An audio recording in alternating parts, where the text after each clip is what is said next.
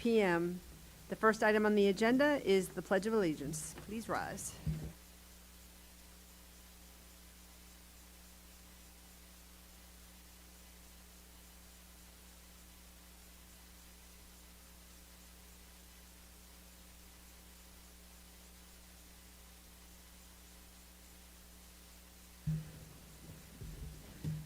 Next item on the agenda is approval of agenda.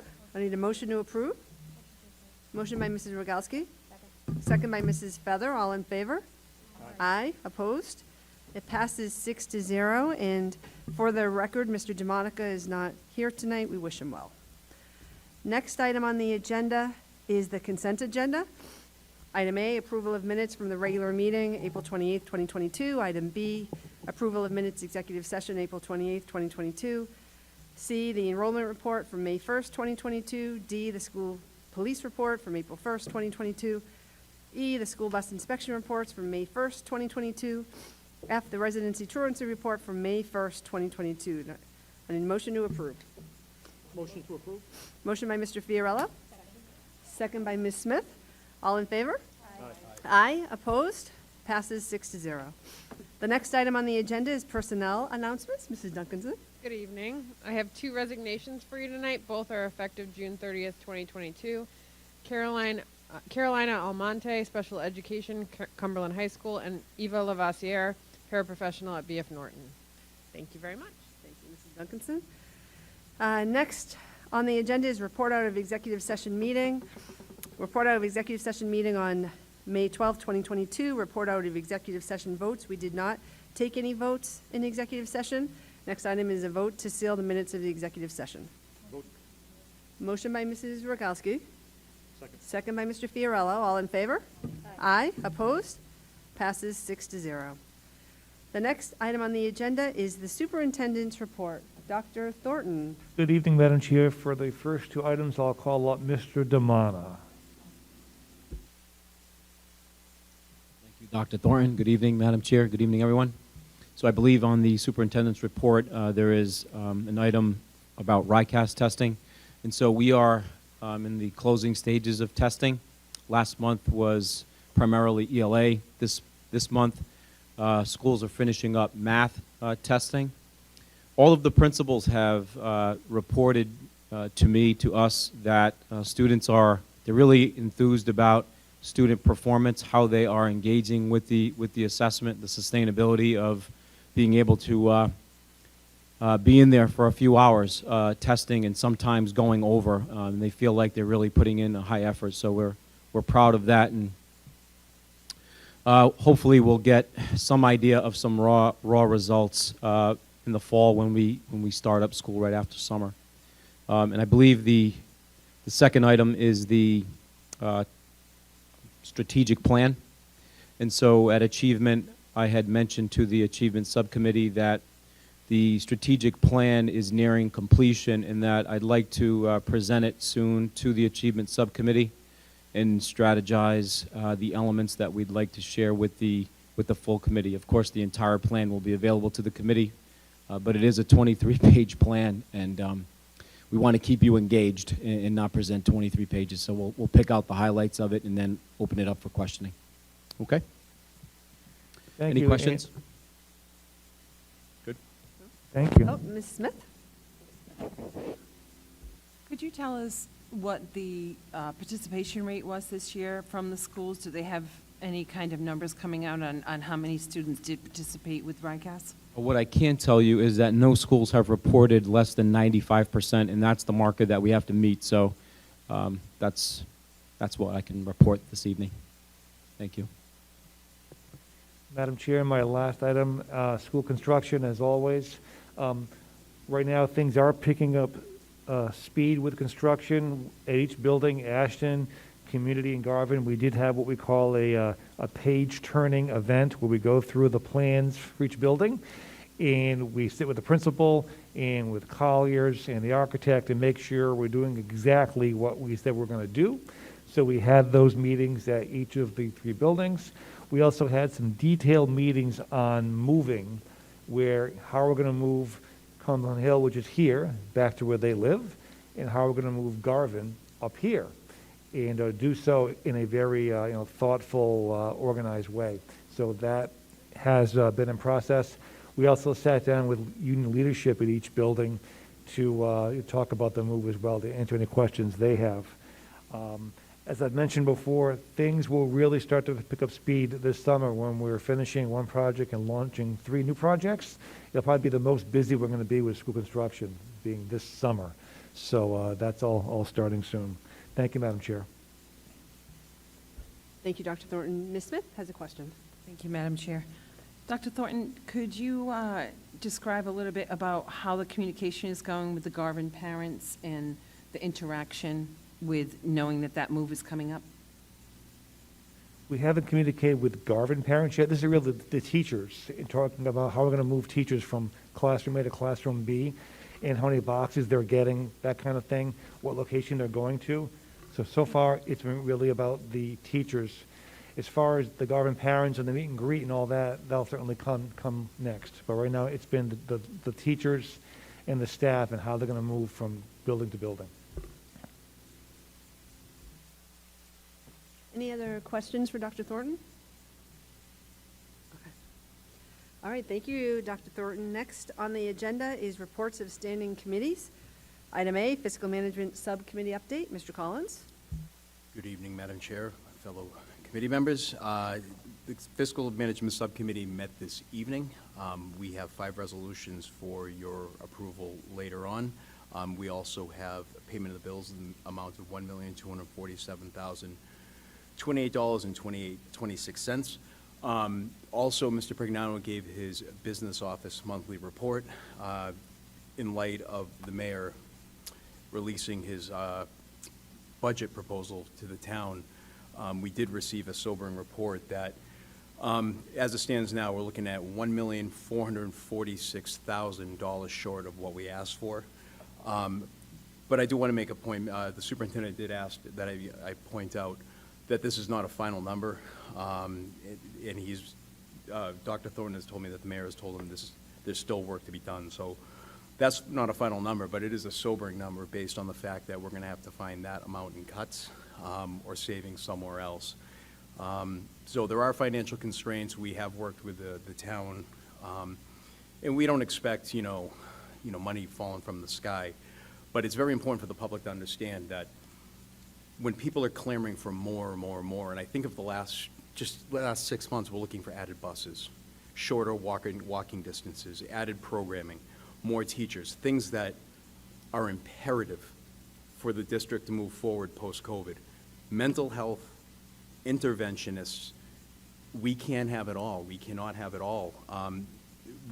I thought, I had said at the time that I thought we presented a very fair budget, but there's going to be work to be done, but we quite possibly could be looking at significant cuts, not only this year, but next year as well.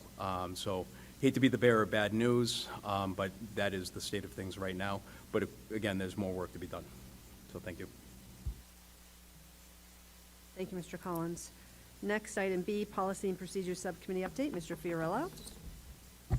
Thank you. Policy and procedures did not meet on Tuesday. We did have a meeting scheduled with discussion of the J2 student attendance policy and also the E2 transportation policy, not related to walking distances.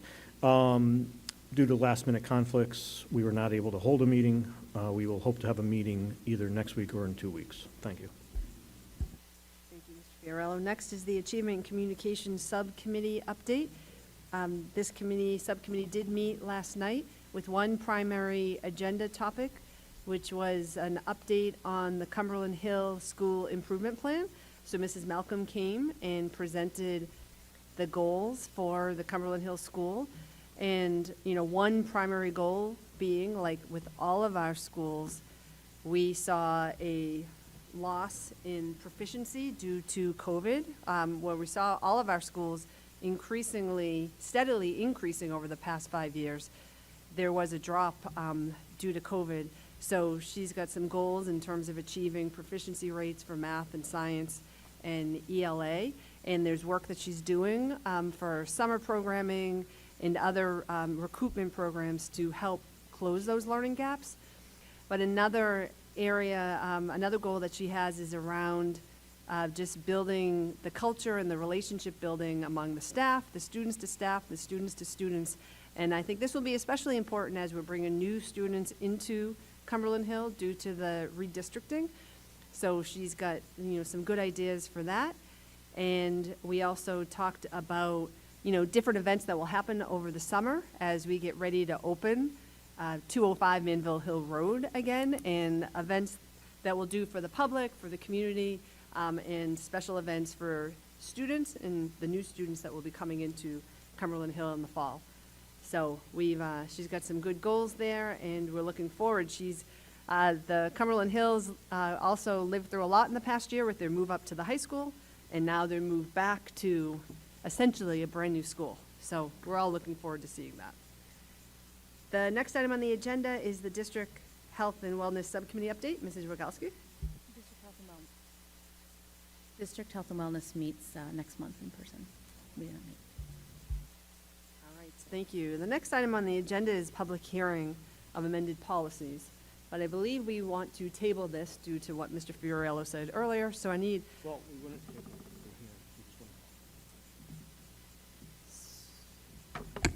I'm sorry, we would not need to table the public hearing. We would just not read the policies into the record, that's all.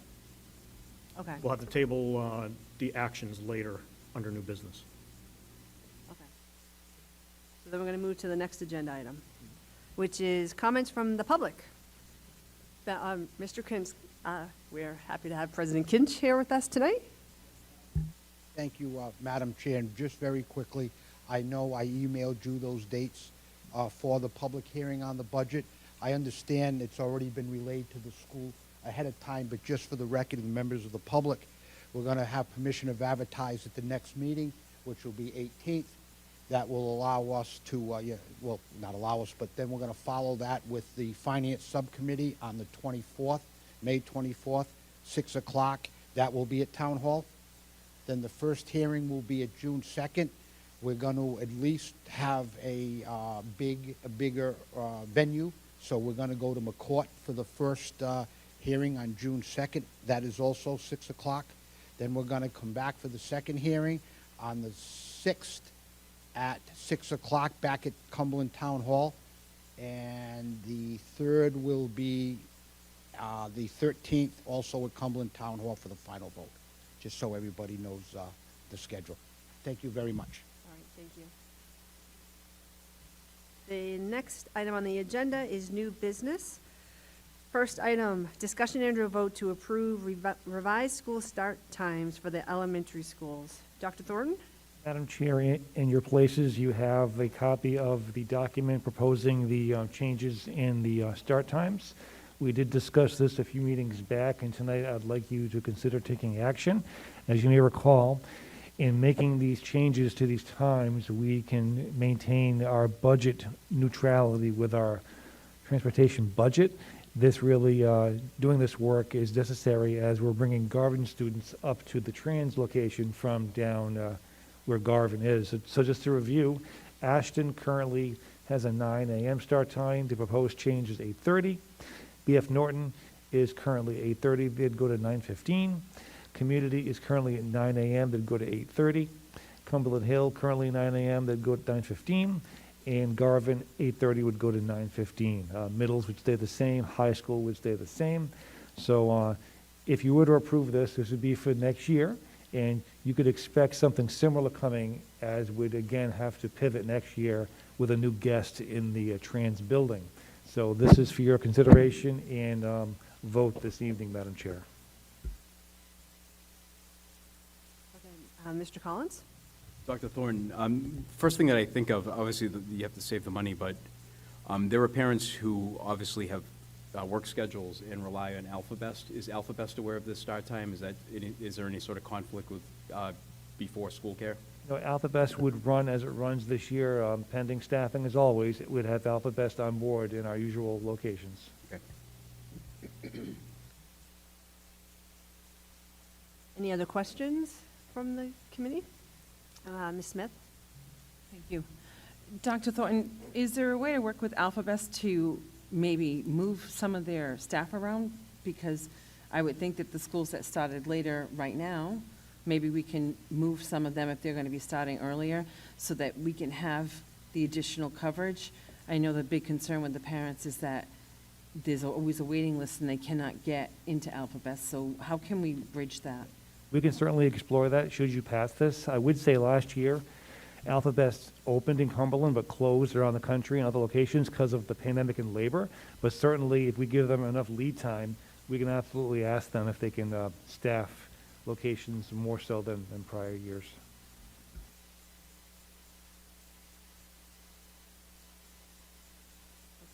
Mrs. Rogowski.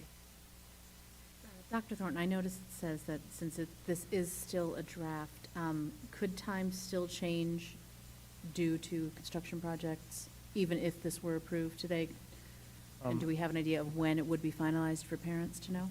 This right now is our best thinking from the bus company. School construction wouldn't really change the schedule of busing. This is our best thinking to achieve a budget-neutral transportation system right now. Mr. Friello. Fiorillo. Dr. Thornton, do we have a cost estimate on what we would need to do to be able to change the start times at BF and Garvin so that they don't have to be a 45-minute time change? I do not. I mean, each bus is $85,000, right? So I know with our budget discussions coming up this next month, we may be tasking you with the idea of maybe reducing buses to save money. But if you wanted to add buses, I would guess it's on the order of several buses to achieve that. But right now, we're trying to go the other direction right now, given our budget challenges.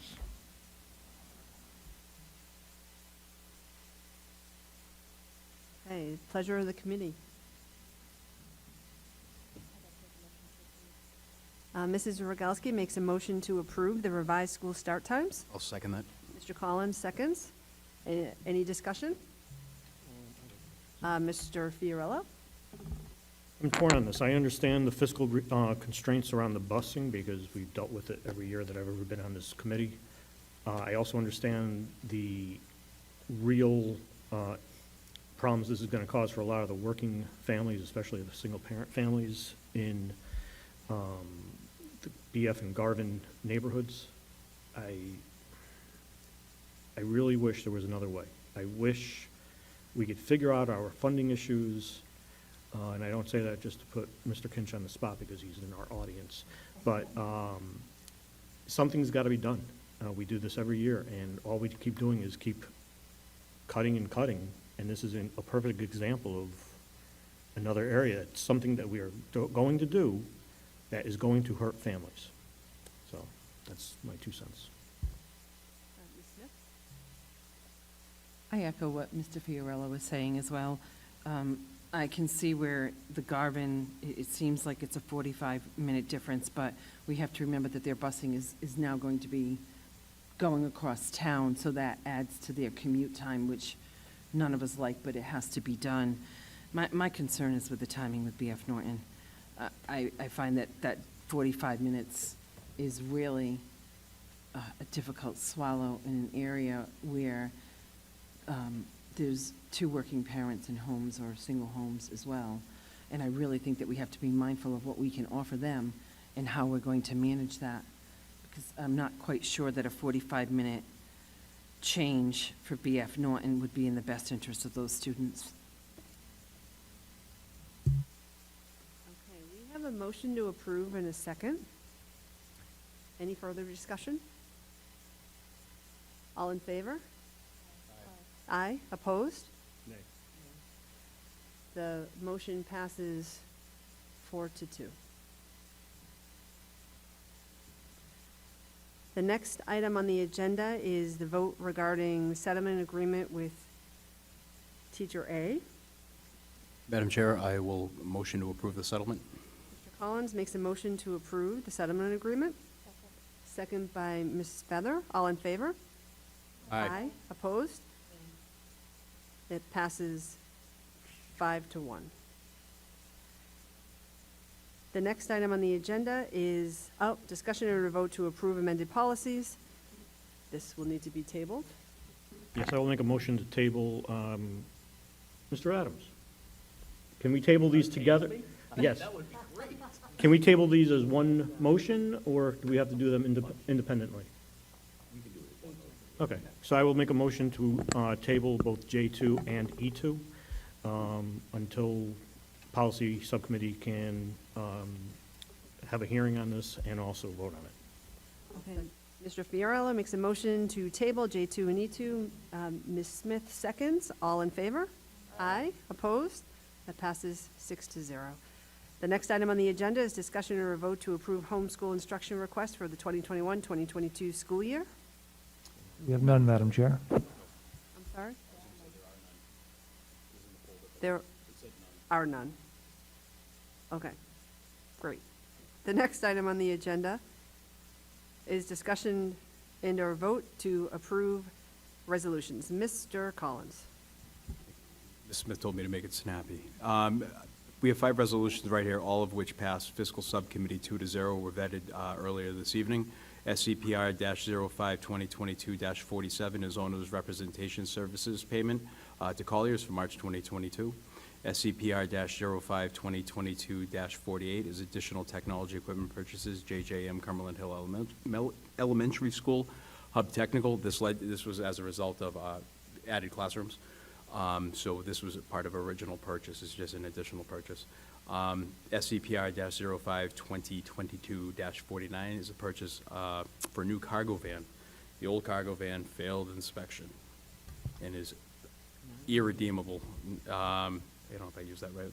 SCPI-05-2022-50 is legal services for legal services.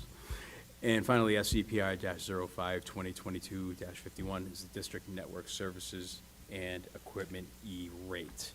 Again, this past fiscal subcommittee, all of them 2-0, and I would move passage of all 5 resolutions to the full committee. Mr. Collins makes a motion to approve passage of the 5 resolutions. Do we have a second? Second by Mrs. Rogalski. All in favor? Aye. Opposed? Passes 6-0. The next item on the agenda is discussion and a vote to approve payment of bills. Mr. Collins. Thank you. We payment the bills in the amount of $1,247,028.26. This past fiscal subcommittee 2-0, and I would move passage to the full committee. Mr. Collins makes a motion to approve payment of bills. Do we have a second? Second by Mrs. Rogalski. All in favor? Aye. Opposed? Passes 6-0. Next item on the agenda is school committee comments, school liaison reports. Mr. Collins. I know the Bruins game is on, but it's intermission. So I'll make this quick. Yeah, 0-0. I'd be lying if I didn't already know that. I would say, though, in light of the sobering fiscal forecast, this is your monthly reminder of a couple things. We paid BVP about $4 million this year, and we have a number of unfunded state mandates that we are on the hook for, which adds to that. Without those things, we would be growing exponentially. But just keep reminding people till something changes. Any other comments from school committee members?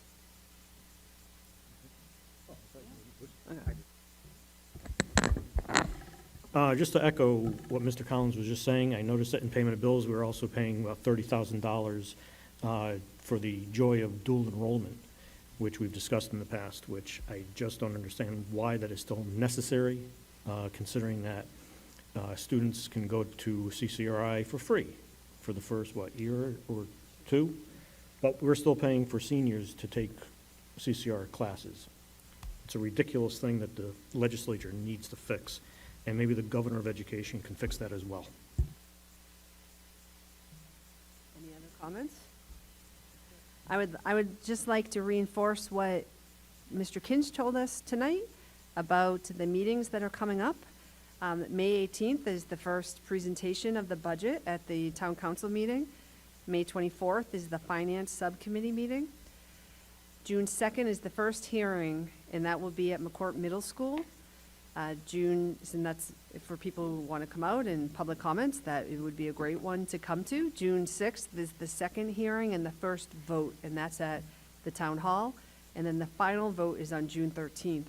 And then the budget, will come back to the school committee, into the superintendent, for us to understand what is the true impact and what changes might we need to make as a result of that. Okay, Mr. Fiorello. I'm sorry. I just wanted to make mention that on this past Saturday, Mrs. Rogalski, Ms. Smith, Mr. DeMonica, and myself attended the Rhode Island School Committee Association annual meeting, which counts towards our professional development. In case people aren't aware, we are required by law to put in 6 hours of professional development every year, which between RIASC and also the Hessenfeld Institute provides a lot of good learning opportunities, and I would urge everyone on this board and other boards to avail themselves of these opportunities. Thank you, Mr. Fiorello. The next item on the agenda is vote to go into executive session. I don't believe we have that, Dr. Thornton. All set, Madam Chair. Okay, the next item is adjournment. I need a motion to adjourn. Motion by Mrs. Rogalski, second by Mrs. Feather. All in favor? Aye. Opposed? We passes 6-0. We are adjourned at 7:58 PM. Thank you, everyone.